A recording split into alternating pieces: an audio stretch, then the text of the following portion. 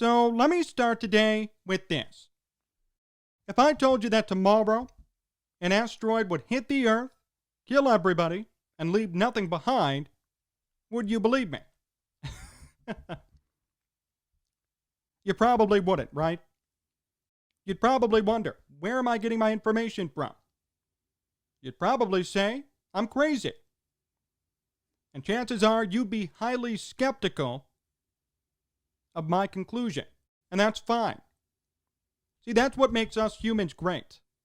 We have the ability to use common sense to decipher what's true and what's not. We question things before we make a rational, calculated decision. Great example. When you go to buy a car, do you walk into the dealership, look around, just pick one car and say, let's do it, sign the paperwork? No. You ask questions. You wonder, is this right for me? Is it fuel efficient? Will it work for myself and my family? How much does it cost? All of those questions are asked and answered, and then you buy the car that you want, the car of your choice, based on what you said, based on what you asked. That's what makes us so great. We can use common sense. We can ask questions and then determine if this is the best decision. So I think it's fair to apply that logic to the Bulls' number 4 overall pick this past week. I'm not criticizing, but I do want to ask a couple of questions. If you didn't know, the Bulls took Patrick Williams out of Florida State, a guy who didn't start one game in college and played only 1 year. And there are some questions, there are some things that I need to get off my chest about this pick.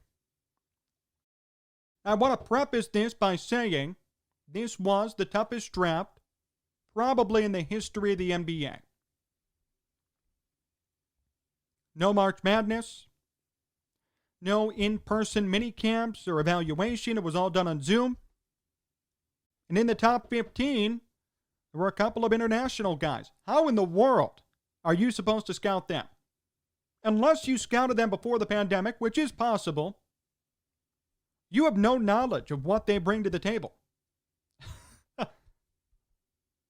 Unless you had people actively in Australia, Europe, Israel, you don't know what these guys bring to the table.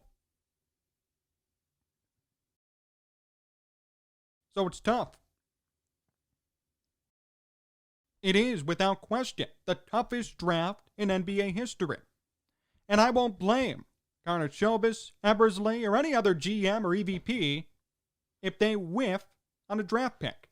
If they end up selecting a bust, it's not 100% their fault. Look at the situation they were thrown into. That's tough. I wouldn't wish that on anyone else. So I'm not going to fully blame them for making a bad pick. Now, that being said, we know what the Bulls' needs are. Really only one need. They need a dynamic player. They need a playmaker. They need LeBron James, Kevin Durant, Giannis. They need someone like that, maybe even two people like that, to lead this team. Because right now, we know no one on the Bulls is a true number one comparatively to the superstars in the NBA. The closest guy is Zach LaVine, and Zach LaVine isn't there. That's great. He scores 27, 28 a game. But when he guards the guy who scores 30, what does that do for the Bulls? It does not help whatsoever. So my assumption was that entering this draft, maybe the Bulls would address that need. Maybe they'd pick LaMelo Ball. And certainly they were tied to him. There was a report that the Bulls wanted to trade up to the number 2 pick and then take Ball and give the number 4 pick and Wendell Carter to the Warriors. That was on the table. Didn't happen. The Bulls instead waited at number 4, and they took Patrick Williams of Florida State. Now, Williams isn't a bad player. Great free throw percentage, 33% three-point shooter, 9 points, 4 boards, 1 assist off the bench in 29 games. Not a bad player. Probably will fit in okay. But I do wonder, why take Williams with such a high pick? Why not move up and take a superstar? Why not move down and still take Williams? He probably still would have been there. These are questions that are fair to ask. See, I saw so many people just roll with the flow. Great pick by AK, that's it. Maybe it was a great pick. I hope it was. But that doesn't mean you shouldn't be asking questions about whether this was the right pick. Karnisovas said after the pick in a press conference, quote, "I didn't agree with the perception people have of him. They thought he was a raw athlete and he wasn't skilled. And when I saw his skill level and ball handling and shooting and ability to pass, I would disagree that he's just some raw athlete. He knows how to play."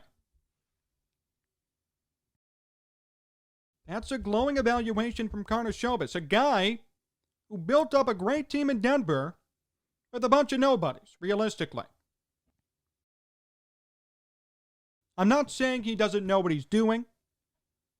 I'm not saying that this was a horrible waste of a pick. But I'm just wondering, why did they not address the elephant in the room? Why did they not go after someone who can really be a playmaker and could burst onto the scene right away and make a difference? I don't know if Williams can do that. He's 19, played only 1 year at college, didn't start. He is a project. Projects sometimes work. They do. Sometimes they don't. And it's a waste. Was this the right pick? We don't know. Maybe he'll work. Maybe the expectation is they want him to play the 3 or the 4. They want him to be similar to a Lauri Markkanen, Wendell Carter. And in that sense, he wouldn't be a bust. Lauri Markkanen and Carter, for the most part, aren't busts. But they're not number one guys. When you look at the Bulls today, do they have a bona fide superstar? The answer is no. And if you say Zach LaVine, you're wrong. Doesn't play defense. He could score 35 a game. If the guy he's guarding scores 35, it all cancels out. It means nothing. The Bulls have a bunch of number 2s, number 3s, number 4s, and that's great. But in today's game, you need to have 1, 2, or even 3 number 1s to be a serious contender. The Bulls have none. And this pick, although having the potential of being another number 2, number 3, is not a number 1. Patrick Williams will not be a number 1 LeBron James-esque talent. Maybe the Bulls will address that in free agency. I hope so. Maybe the goal was just to develop this guy and have him start eventually, have him be a great sidekick. And if that's the case, great. I like that pick. I like that philosophy. But, as we know, that doesn't address the number 1 issue or the number 1 concern. My hope, my goal, is to see Karnisovas and Eversley address that in free agency. But we don't know if that's going to happen. We don't know that yet. We're unsure. We haven't had any inklings, any rumors about the Bulls being tied to big-time players yet. That could change, and I hope it does. So I think it's safe to say this was a conservative pick that may end up producing small dividends. They're not going to take Williams if they know there's something really wrong with his game. They know that. They'll take him if he shows potential. He is a project. Sometimes projects work. They take time to develop. You have to dedicate a lot of resources, but if they pan out, it could prove to be great for the Bulls. I'm just unsure as to whether this truly addresses the top concerns for this team. I hope I'm wrong. I hope Williams, Karnisovas, Eversley, I hope they prove me wrong. I want the Bulls to win. But I don't know if this is it. I don't know if this was the right move. We know the issue with the Bulls. They need a number one guy. They need a superstar. They need a couple of superstars. They can't put all of their hopes on a bunch of number twos, a bunch of number threes, and a bunch of number fours. Markkanen, LaVine, Carter, they're great players, but they're not good enough to make the Bulls a contender. They need somebody to be that guy, to push them over the top, to be taken seriously. And at the outset, Williams is not that guy. He could be, but even to that point, I doubt it. He'll be another good player. Lauri Markkanen is a good player. Wendell Carter, good player. Patrick Williams, probably going to be a good player. But he's not a superstar. Not yet. And if the Bulls' top superstar right now is Zach LaVine, they have a lot of work to do still. Zach LaVine is not 100% superstar material. Great sidekick, not the top guy. So my hope and my goal for the Bulls is to address more of those concerns, go out, make some signings, be a free agency, and not be content with what you have right now. Because what you have right now is maybe a 500 team. Sure. Not a contender.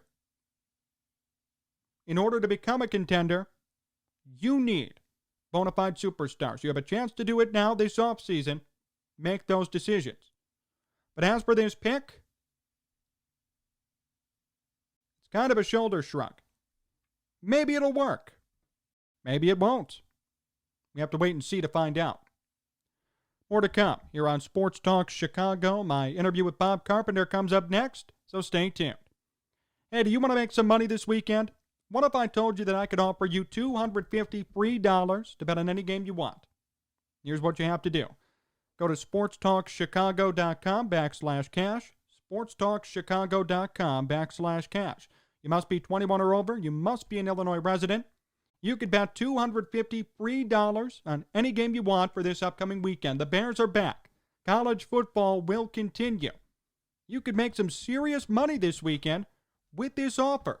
All you have to do is go to sportstalkchicago.com/cash, sportstalkchicago.com/cash. If you have a gambling problem, call 1-800-GAMBLER.